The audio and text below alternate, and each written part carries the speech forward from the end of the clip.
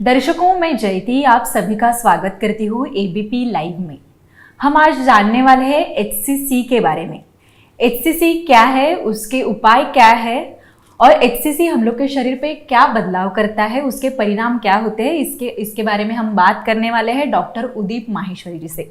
Doctor जी, आपका स्वागत है एबीपी लाइव में। नमस्ते। नमस्ते। पहला तो क्वेश्चन मेरा ये है कि एचसीसी क्या है, एचसीसी का फुल फॉर्म क्या है? एचसीसी को हम हिपैटोसेलुलर कैंसर भी बोलते हैं और सिंपल सरल भाषा में लिवर का कैंसर बोला जाता है। तो हिपैटोसेलुलर कैंसर एक साइंटिफिक टर्म है इसका। तो हिपैटोसेलुलर कैंसर यूजुअली लिवर का कैंसर होता है, जो कि आम दौर में 50 से 60 या 70 की उम्र में पाया जा सकता है। ओके, तो गए कई सालों से क्या बदलाव आया है एचसीसी में? एचसीसी कैंसर में आजकल दो चीज़ें बदली हैं। पहले कि ये जल्दी पकड़ में आ जा रहा है, आजकल लोग ज़्यादा समझ आ गई है लोगों में, तो वो टेस्ट पहले करवा लेते हैं और एक बार पकड़ आ जाता है जल्दी, तो फिर हम आगे चल के जो इसके ट्रीटमेंट ऑप्शंस है वो भी बहुत अच्छे नए ट्रीटमेंट आ गए हैं, जिसमें इम्यूनोथेरेपी, टारगेट थेरेपी भी आ गई हैं। सो आजकल जो हेपेटोसेलुलर कैंसर पहले एकदम ही दर्दनाक बीमारी मानी जाती थी, आजकल उसके उपाय आ गए हैं, सॉल्यूशंस आ गए हैं और जो पेशेंट्स हैं वो ज़्यादा जी रहे हैं। ओके, एचसीसी विकसित होने के में प्रमुख कारण कौन सा है? एचसीसी होने के लिए सबसे इम्पोर्टेंट कारण जो होते हैं, जो हम मानते हैं प्रमुख कारण, वो है कि इन्फेक्शन, जो hepatitis B infection, hepatitis C infection होते हैं, वो मेन दो तरीके के वायरस के इन्फेक्शन होते हैं जो कि लिवर को सड़ा देते हैं, जिसको हम सिरोसिस बोलते हैं, और उसके बाद ये हेपेटोसेलुलर कैंसर हो सकता है। दूसरे भी कई कारण हैं, जैसे जिसमें आजकल जो ज़्यादा हो रहा है इस ओबेसिटी एसोसिएटेड, मतलब मोटापे से एसोसिएटेड जो लिवर की बीमारी होती है, जिसको NAFLD बोलते हैं, जिसको नॉन अल्कोहलिक लिवर सिरोसिस बोला जाता है, वो भी एक बहुत बड़ा कारण बन गया है अब हेपेटोसेलुलर कैंसर में। वेस्टर्न दुनिया, मतलब बाहर की दुनियाओं में तो और भी ज़्यादा ये बहुत ही प्रमुख कारण बन गया है ये हेपेटोसेलुलर कैंसर के लिए। कौन सी जनसंख्या में एचसीसी ज़्यादा मात्रा में होने की चांसेस है? यही जो जिनमें ये बीमारियां होती हैं, जैसे NAFLD मैंने आपको बताया, हेपेटाइटिस बी, हेपेटाइटिस सी, और कोई और भी ड्रग रिलेटेड इंजरीज और बहुत सारी चीज़ें, जो ये पेशेंट्स जो होते हैं, इनमें ये बीमारियां अगर कुछ सालों से ज़्यादा तक रही हैं, तो ये लोग ही ज़्यादा हाई रिस्क ग्रुप माने जाते हैं, जिनमें हेपेटोसेलुलर कैंसर होने की वो रहती है। और एक फैक्टर होता है जिसको एज बोलते हैं, नंबर। जैसे एज बढ़ती है, एल्डरली पेशेंट्स में ये ज़्यादा होने की रिस्क रहती है, 70 साल और बियॉन्ड में ये होने की रिस्क ज़्यादा होती है। एचसीसी में परिणाम करने के लिए जल्दी पता चलना कितना महत्वपूर्ण है कि एचसीसी हुआ है? करेक्ट। एचसीसी अगर ये अंतिम स्टेज में पता चलता है, अंतिम मतलब आगे के एडवांस स्टेजेस जो बोलते हैं, उसमें पता चलता है, तो इसमें आयुष्य कम होता है, क्योंकि इलाज करने के लिए ऑप्शंस हमारे पास उतने होते हैं। अगर ये जल्दी पकड़ में आ जाए तो इसके अंदर इलाज करने के कई नए ऑप्शंस खुल जाते हैं, जिसमें सर्जरी है, टेस है, टेर है, जिसके बारे में हम बात करेंगे। एचसीसी जल्दी पता होने के लिए क्या ऑप्शंस अवेलेबल है? एचसीसी के लिए पता होने के लिए हमें पहली तो एक चीज़ समझनी ज़रूरी है कि हाई रिस्क ग्रुप कौन है, जो कि हम ऑलरेडी बात कर चुके हैं कि ये कुछ लोग हैं जो हाई रिस्क ग्रुप है। ये हाई रिस्क ग्रुप में हम रेगुलर स्क्रीनिंग करना चाहिए। स्क्रीनिंग मतलब इनमें कुछ टेस्ट होने चाहिए, जिससे हमें पता चले कि कहीं इनमें एचसीसी डेवलप तो नहीं हो रहा। तो ये स्क्रीनिंग टेस्ट यूजुअली क्या होता है कि ऐसे हाई रिस्क ग्रुप्स को आइडेंटिफाई किया जाता है, इनको हम ढूंढते हैं कि ये हाई रिस्क ग्रुप्स हैं, और वो हाई रिस्क ग्रुप्स को हम रेगुलरली 3 से 6 महीने में सोनोग्राफी और एक ब्लड टेस्ट होता है जिसको AFP बोला जाता है, अल्फा फीटोप्रोटीन लेवल्स। तो ये खून की जाँच है, सिंपल खून की जाँच है, आसानी से सब जगह अवेलेबल होती है, सारे मेजर लैब्स ये टेस्ट करते हैं। तो ये दोनों टेस्ट करके हम उसको स्क्रीन कर सकते हैं, और जैसे कुछ आता है या कुछ पता चलता है, अर्ली कुछ डिटेक्ट होता है, तो फिर उस पर एक्शन लेने से ये fast quick diagnosis early stage में डायग्नोस होता है। सेकंड, हमारे पास काफ़ी सारे ट्रीटमेंट ऑप्शंस होते हैं ताकि हम इसको पूरा जड़मुक्त कर सकें। आपने अभी बोला स्क्रीनिंग करना ज़रूरी है, तो स्क्रीनिंग और डायग्नोस्टिक जो है वो कितना उपलब्ध है? तो स्क्रीनिंग और डायग्नोस्टिक्स में अब पहले ऐसे था कि मेन सिटीज़ में ही ये सब उपलब्ध होता था, गाँव में बहुत ज़्यादा उपलब्ध नहीं होता था। बट अभी ऐसा बेसिक टेस्ट जो हैं वो बेसिक आपके तहसील वगैरह में सोनोग्राफी तो आजकल अवेलेबल है ही, जिसको अल्ट्रासाउंड बोलते हैं या सोनोग्राफी बोलते हैं हम कॉमनली, वो अवेलेबल हो जाती है। ब्लड टेस्ट हर जगह अवेलेबल ना हो, बट ब्लड कलेक्शन सेंटर्स आजकल सब जगह पे हैं। थोड़ी अवेलेबिलिटी में रिमोट विलेजेस में और ये सब में मुश्किल है, थोड़ा सा आपको शहरों की तरफ आके टेस्ट करवाने पड़ेंगे। मगर सिंस ये 3 से 6 महीने में एक बार करवाना होता है तो इसलिए फिर हमें वहाँ पे जाके करवाना पड़ेगा। द ओनली थिंग मतलब जो एक ही चीज़ है जो लैकिंग है वो है अवेयरनेस, है ना, कि लोगों में अवेयरनेस नहीं है कि ये टेस्ट करवाना है। टेस्ट करवाना होता है तो आजू बाजू में जाके लोग करवा सकते हैं, बट लोगों को पता ही नहीं है, ना ही वहाँ के हेल्थ केयर सिस्टम को पता है, क्योंकि हर जगह पे डॉक्टर्स अवेलेबल नहीं है हेल्थ केयर सिस्टम में। कहीं कहीं तो आशा वर्कर और यही ट्रेंड आंगनवाड़ी वर्कर्स ही काम करते हैं, जो छोटी मोटी दवाइयाँ हैं वो दे देते हैं। तो ऐसे पेशेंट्स का उनके लिए अभी भी तकलीफ है, मौजूद है, बट शहरों में तो आजकल सब जगह सब चीज़ें मिल जाती हैं। ओके, HCC के निदान में जो ट्यूमर बायोमार्कर्स की जो भूमिका है वो कितनी महत्वपूर्ण है और वो क्या है? सो ट्यूमर बायोमार्कर्स जो हम बोलते हैं उसको ये भी बोलते हैं, जो AFP मैंने आपको पहले भी बताया, जो स्क्रीनिंग में यूज़ किया जाता है, जिसको अल्फ़ा फीटोप्रोटीन बोलते हैं। वो एक ब्लड बेस्ड मार्कर है, मतलब खून पे टेस्टिंग की जाती है उसकी, और वो मार्कर से हमें एक आइडिया लगता है। It is guideline and not diagnostic, मतलब वो डायग्नोस्टिक नहीं होता कि ये बढ़ा हुआ है तो HCC ही होगा, ऐसा ज़रूरी नहीं है। बट HCC में ये बढ़ा हुआ हो सकता है, तो वो अपने को डायरेक्शन देता है कि हाँ भाई इसमें ये बढ़ा हुआ है तो आप इसमें टेस्ट कीजिए। ऐसे ये सबसे स्टैंडर्ड मार्कर है जो हम टेस्टिंग करते हैं। HCC का निदान लगने के लिए कई नए बायोमार्कर्स उपलब्ध है? करेक्ट। सो अभी बहुत सारे बायोमार्कर्स अब नए आए हैं, बट हर एक चीज़ हम कर पाएँ वैसा मुश्किल होता है। बट सिंपल स्टैंडर्ड दो तीन और ब्लड टेस्ट हैं जो कर सकते हैं, जिसको एक को DCP बोलते हैं, DCP या PIVCARD-2। तो ये जो मार्कर है ये भी ब्लड बेस्ड मार्कर है, अगेन AFP जैसा ही होता है, और ये भी काफ़ी कॉमनली यूज़ किया जाता है। बाकी दूसरे जेनेटिक बेस्ड, mRNA बेस्ड और काफ़ी सारे और भी टेस्ट हैं जो कि कॉमनली अवेलेबल नहीं है, but yes research based facilities में हम ये कर सकते हैं, बट अभी कॉमनली यूज़ नहीं किया जाता। आपने स्क्रीनिंग के बारे में बोला, तो ये स्क्रीनिंग की सीमाएं क्या होती है? मतलब हर एक जन को तो नहीं करना चाहिए screening, everyone should not do it, खाली हाई रिस्क ग्रुप में करना चाहिए।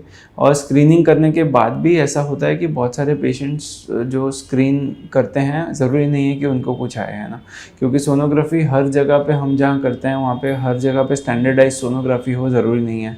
किसी ने क्या पिकअप किया, किसी ने क्या पिकअप किया, तो वो हमें जो भी पता चलता है उसके बाद एक बड़े टेस्ट करना पड़ता है, जिसको MRI या CT स्कैन बोलते हैं। जब वो MRI या CT स्कैन में हमें फिर क्लियरिटी मिलती है कि ये एक्चुअल में कुछ है कि नहीं है ना, तो वो स्क्रीनिंग की वही लिमिटेशंस होती हैं कि हम एक बेसिक चीज़ें आइडिया लगता है, आइडिया के बाद हमें स्टैंडर्ड जो मेन डायग्नोस्टिक टेस्ट है वो करना पड़ता है। अगर उसमें कुछ आया तो फिर हम आगे का ट्रीटमेंट करते हैं। HCC का जो स्टेजिंग है वो कैसे किया जाता है और वो कितना महत्वपूर्ण है? स्टेजिंग, पहले भी मैंने आपको बताया कि स्टेजिंग बहुत इंपॉर्टेंट है, क्योंकि एडवांस स्टेज में जब बीमारी होती है तो उसका क्योरेबिलिटी पे बहुत फ़र्क पड़ जाता है। इसीलिए अर्ली स्टेज वाले जो कैंसर्स होते हैं वो भी 70 to 80% क्योर रेट्स में जाते हैं। उनमें भी 10 से 20% लोग ऐसे होते हैं जिनमें बीमारी वापस आ जाती है। तो स्टेज डिपेंड करता है कि बीमारी कहाँ पे है, तो उसमें आपकी बीमारी खाली लिवर पे स्थित है और कहीं आजू बाजू में कोई नसों में नहीं घुसी है, तो वो अर्ली स्टेज की बीमारी मानी जाती है। और सेकेंडली बहुत बार ऐसा होता है कि कोई बीमारी जो है वो आजू बाजू की गांठों में चली गई है, जो कि सर्जरी या आगे चल के ट्रीटमेंट में निकाली जा सकती है या वो की जा सकती है, तो उसमें वो स्टेज थोड़ा सा आगे के स्टेज में चली जाती है। और अगर एक ऑर्गन लिवर से लेके दूसरे कहीं चली गई है, जैसे लंग्स में चली गई है, बोन में चली गई है, आंतड़ियों में चली गई है, तो वो स्टेज 4 की या अंतिम स्टेज की बीमारी मानी जाती है। तो ये 4 तरीके के स्टेज होते हैं, 1 2 3 4, उसके बीच में ये सारी चीज़ें फिट होती हैं। बट यही होता है कि स्टेज 4 इम्पॉर्टेंट ये होता है कि ये क्योरेबिलिटी पे आता है कि ये क्योरेबल है कि नहीं क्योरेबल है। तो स्टेज 4 की बीमारी यूजुअली आजकल हम बोलते हैं कि कंट्रोलेबल है रादर देन क्योरेबल है, और जो स्टेज 1 2 3 वाले हैं उसको हम क्योरेबिलिटी के हिसाब से ट्रीटमेंट करते हैं। स्टेजिंग के लिए इमेजिंग की तकनीक कौन सी प्रभावी है ज़्यादा? कौन सा इमेज करना चाहिए, उसमें इमेजिंग मैंने आपको पहले भी बताया, जैसे सोनोग्राफी करने के बाद हमें पता चला कि कुछ गांठ दिख रही है, तो इसके बाद फिर हम डायग्नोस्टिक टेस्ट करते हैं। तो डायग्नोस्टिक टेस्ट को हम बोलते हैं CT scan, which is triple face CT scan, जो कि जनता को जानना ज़रूरी है कि नॉर्मल CT स्कैन में HCC नहीं पकड़ा जाता है। इसके लिए एक ट्रिपल फेस CT स्कैन होता है जो कि डायग्नोस्टिक टेस्ट होता है। बहुत बार CT स्कैन के लिए एलिजिबल नहीं होते बहुत लोग, क्योंकि उनके कुछ किडनी पे या किसी पे असर होता है, तो इसमें फिर हम MRI करवाते हैं, जो कि अगेन MRI भी एक डायग्नोस्टिक टेस्ट होता है इसके लिए। तो ये 2 इमेजिंग टेक्निक्स हैं जो कि हम यूजुअली यूज़ करते हैं। HCC के स्टेजिंग में जो पहले होता था उसमें कोई प्रगति हुई है अभी? मतलब स्टेजिंग हम पहले से स्टेजिंग जो यूज़ करते हैं उसको बार्सिलोना लिवर स्टेजिंग बोलते हैं, बार्सिलोना स्टेजिंग सिस्टम बोलते हैं। और वो स्टेजिंग अभी भी लार्जली ट्रीटमेंट के लिए हम BCLC स्टेजिंग ही यूज़ करते हैं। बट आजकल बहुत सारी और चीज़ें उसमें एडवांस हुई है कि कुछ पैरामीटर्स हम देखते हैं, जैसे बहुत बार जेनेटिक पैरामीटर्स भी देखते हैं, बहुत बार इवन सर्जिकली जो होता है वो आजकल ज़्यादा ट्यूमर्स को रिसेक्ट किया जा सकता है, क्योंकि लिवर सर्जरीज बहुत अच्छी हो गई हैं। तो बार्सिलोना स्टेजिंग सिस्टम को बेसलाइन मानते हैं, बट काफ़ी सारे characteristics, patient related characteristic, genetic markers, ये सारी चीज़ें भी देख के कुछ डिसीजंस लिए जाते हैं आजकल। HCC के फिलहाल उपचार कौन से हैं और कौन से ज़्यादा डेवलप हुए हैं इस साल में? करेक्ट। HCC के उपचार बहुत ही इम्पोर्टेंट प्रश्न है, क्योंकि HCC में पहले क्या था कि बहुत सारे लोग एडवांस स्टेज में ही आते थे, तो सर्जरी बहुत कम ऑप्शन रहता था। आजकल स्क्रीनिंग प्रोटोकॉल हो जाते हैं। हेपेटाइटिस B जब होता है किसी को, तो उनकी सोनोग्राफीज रेगुलरली करवाते हैं लोग, तो उनमें अगर जल्दी स्टेज में पकड़ा जाता है तो सर्जरी बिकम्स एन ऑप्शन, कि जहाँ पे लिवर ख़राब नहीं है और HCC है तो हम सर्जरी एक ऑप्शन बचता है कुछ उसमें। सेकंड जो इलाज होता है, बहुत बार छोटा है, लिवर ख़राब है, तो हम लिवर ट्रांसप्लांटेशन की तरफ जाते हैं, जहाँ पे liver transplant becomes a very important curative option बन जाता है वो हमारे लिए। और उसके अलावा फिर अगर और थोड़ा सा बीमारी बढ़ी हुई है तो देन हम उसमें टेस या टेयर करके ट्रीटमेंट होता है, जिसको ट्रांस आर्टीरियल कीमो एम्बोलाइजेशन बोलते हैं। मतलब वो नस में जाके कैंसर के कुछ बीड्स होते हैं वो नस में डाल देते हैं, ताकि ब्लड फ्लो वो कैंसर की तरफ कम हो जाए और कैंसर मर जाए। तो ये नए तरीके हैं जो कि हम यूज़ करते हैं। और टेयर होता है ट्रांस आर्टीरियल रेडियो एम्बोलाइजेशन, जो अगेन वहाँ पे रेडिएशन बीड्स डाल देते हैं, जहाँ से वहाँ पे रेडिएशन की रेज वहाँ पे जाके कैंसर को मार देती है और ब्लड फ्लो भी ब्लॉक हो जाता है। तो ये तरीक़ों से ट्यूमर को छोटा करके फिर लिवर ट्रांसप्लांटेशन करने का भी एक तरीका होता है, जो कि ये सबसे नया लेटेस्ट तरीके हैं। तो ये ट्रीटमेंट है जब क्योरेबल है, जब हम ट्रीटमेंट को इनको क्योर करना चाहते हैं तब का है। जो एडवांस बीमारी है, जहाँ पे फैली हुई बीमारी है, जहाँ पे ये सब लोकल थेरेपीज़, मतलब एक जगह की थेरेपीज़ काम ना करे, वहाँ पे पहले खाली कीमो हुआ करता था, वो कीमो भी नहीं हुआ करता, टारगेट थेरेपी छोटी छोटी हुआ करती थी, जिसमें बहुत ज़्यादा फ़ायदा नहीं होता था, साइड इफ़ेक्ट्स बहुत होते थे। आजकल वही टारगेट थेरेपीज़ बहुत इवॉल्व हो गई हैं, नई नई दवाइयाँ आ गई हैं, कम से कम 4 या 5 अलग ग्रुप्स की दवाइयाँ हैं जो कि हम दे सकते हैं। और उससे भी अच्छा जो अभी सबसे रिसेंट जो डेवलपमेंट है उसको इम्यूनोथेरेपी कहा जाता है, जो कि HCC के ट्रीटमेंट में काफ़ी नई चीज़ें लेके आई है। आपने अभी इम्यूनोथेरेपी कहा, इम्यूनोथेरेपी ने HCC के जो उपचार है उसमें क्या परिवर्तन किया है? पहले क्या होता था कि 1 या 2 गोलियां होती थी खाली, जो एडवांस है, जिसमें सर्जरी नहीं कर सकते, ट्रांसप्लांट नहीं कर सकते, उसमें खाली एक ही गोली थी जो कि हम दे पाते थे, 1 या एट मैक्स 2 गोलियां हो सकती थी, तो जो हम देते थे और 6-8 महीने जीवन खींच पाते थे, बट 6-8 महीने से 1 साल तक। बट इम्यूनोथेरेपी आने के बाद ऐसा हो गया कि एक तो ट्रीटमेंट आसान हो गई है देना, ट्रीटमेंट डिलीवर करना बहुत इजी हो गया है, छोटे छोटे इंजेक्शंस होते हैं, जो टॉलरेंस अच्छा होता है, पेशेंट अच्छे से सहन कर पाते हैं वो ट्रीटमेंट, और रिस्पॉन्स मतलब बीमारी कम भी होती है अच्छे से, और लंबे समय तक ये चल सकती है। जैसे इम्यूनोथेरेपी है वो साल, 1.5 साल, 2 साल तक भी चल सकती है, और उसमें साइड इफ़ेक्ट्स भी कम है। तो 2 तरीके से फ़ायदा हुआ है, एक तो साइड इफ़ेक्ट्स कम हो गए हैं दवाइयों के, और इफ़ेक्टिवनेस जो दवाई की है वो काफ़ी अच्छी हो गई है और लंबे समय तक दी जा सकती है। HCC का प्रबंधन करते समय मरीजों के सामने क्या चुनौतियाँ रहती है?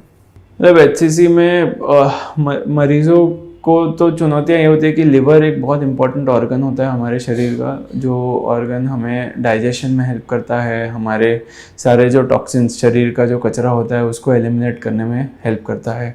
जब लिवर में ही कैंसर हो जाता है तो ये सारे सिस्टम्स अफेक्ट हो जाते हैं। ब्लीडिंग, क्लॉटिंग, ये भी बहुत इफ़ेक्टिव वर्क है लिवर का। तो लिवर के फंक्शंस समझना हमें बहुत ज़रूरी है कि क्या क्या लिवर करता है, और HCC होने के कारण वो सब फंक्शंस धीरे धीरे डाउन हो जाते हैं। तो हमारा डाइजेशन टेक्स अ हिट, तो डाइजेशन ख़राब हो जाता है तो खाना नहीं जाता, न्यूट्रिशनल चैलेंजेस हो जाते हैं, वो पेशेंट का वज़न कम हो जाता है, वो बोलते हैं ना कि कैंसर में एकदम स्केलेटन जैसे हो जाते हैं, तो मसल वीकनेस, मसल लॉस, ये सब होना चालू हो जाता है। पहली चीज़। दूसरी चीज़ है कि ब्लीडिंग टेंडेंसीज बढ़ जाती है, मतलब कहीं से भी बॉडी में ब्लीडिंग होने के रिस्क बढ़ जाते हैं।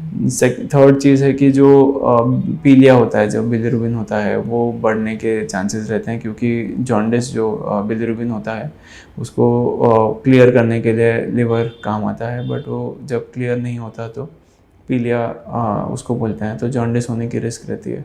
और यही सब धीरे धीरे इवेंचुअली कचरा जब बॉडी में बचता जमा हो जाता है तो ब्रेन में भी जा सकता है, तो उसको एनकेफेलोपैथी बोलते हैं, तो वो भी एक चीज़ होती है।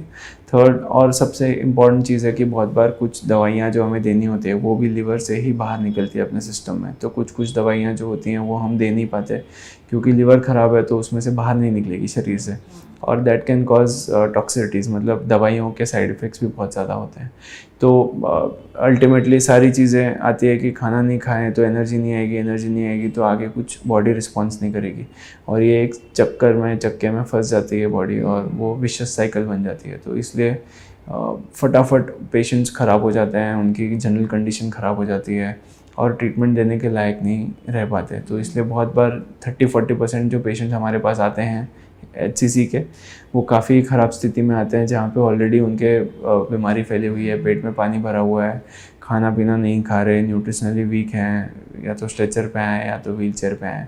इसीलिए इसमें ट्रीटमेंट देना काफ़ी कठिन है, और जल्दी पकड़ना इसलिए इतना ही महत्वपूर्ण है। तो ये HCC की सब इन्फॉर्मेशन थी। कुछ आपको और बताना है HCC के बारे में हम लोग? नहीं, आई थिंक HCC एक डिफ़िकल्ट डिजीज़ है, बीमारी थोड़ी सी गंभीर है, मगर इसके जल्दी पकड़ने से काफ़ी चीज़ें आसान हो सकती हैं। इसीलिए जल्दी पकड़ना हमारे दर्शकों के लिए, और हमारे जो दर्शक डॉक्टर्स भी हैं जो कि कैंसर फील्ड में नहीं हैं, उनके लिए भी एक इम्पॉर्टेंट सूचक है कि आप ऐसी कुछ भी डाउट हो तो इमीडिएटली पेशेंट्स को ऐसा ना बोलें कि कुछ मत करो, उनको बोलें कि टेस्ट करवा लो अपने टेस्टिंग। और जो दूसरे दर्शक हैं, नॉन डॉक्टर दर्शक हैं, उनके लिए भी कि ये टेस्टिंग बहुत ज़रूरी है। अगर आप इनमें से कोई भी हो, अल्कोहलिक सिरोसिस है या ओबेसिटी है और लिवर में कुछ तकलीफ़ें दिख रही है सोनोग्राफी में, या तो किसी को हेपेटाइटिस बी या हेपेटाइटिस सी है, तो ये जो हाई रिस्क ग्रुप्स हैं, इनमें बहुत ज़रूरी है कि हम रेगुलर अपना सोनोग्राफी और AFP लेवल्स करवाते रहें, और इसको जल्दी पकड़ में आए। और जल्दी पकड़ने के आने के बाद अगर ट्रीटमेंट हो जाता है तो पूरा ट्रीटमेंट करवाएं। और इवन इफ़ डिज़ीज़ थोड़ा सा एडवांस स्टेज में भी पकड़ी आई है, क्योंकि जल्दी वाले स्टेज में बहुत सिम्टम्स नहीं होते, मतलब कुछ तकलीफ़ें नहीं आती, एडवांस स्टेज में भी आती है, तो हमें ये डरना नहीं है कि आजकल इलाज नहीं है, इसका इलाज काफ़ी सारा है। बहुत बार बहुत लोग ऐसे होते हैं कि हमारे पास 3-4 महीने बाद आते हैं और किसी ने उनको बोला हुआ है कि ये तो ख़राब है बीमारी, आप घर ले जाओ, सेवा करो। तो आई थिंक वो ऑप्शन नहीं लेना चाहिए, क्योंकि इसमें इलाज है, काफ़ी अच्छे इलाज मौजूद है, और इलाज करने से काफ़ी क्वालिटी और क्वांटिटी ऑफ लाइफ बढ़ा सकते हैं। Thank you so much doctor, आप ABP लाइव में सहभागी हो। Thank you so much.